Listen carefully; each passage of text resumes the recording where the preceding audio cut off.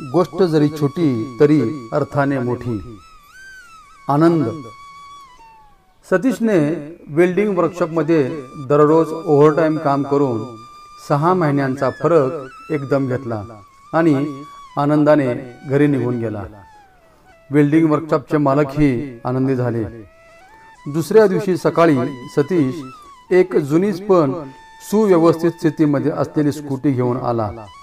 तो त्याच्या मालकांना एक पेढा देत म्हणाला, मालक, हा घ्या माझ्या जीवनातल्या पहिल्या गाडीचा पेढा.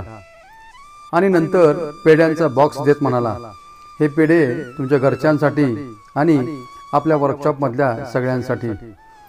वर्कशॉपच्या मालकांनी आनंदाने त्याच्या हातून पेढे ठेवून घेतले. सतीश मात्र त्याच्या रोजच्या पुढच्या कामाला लागला.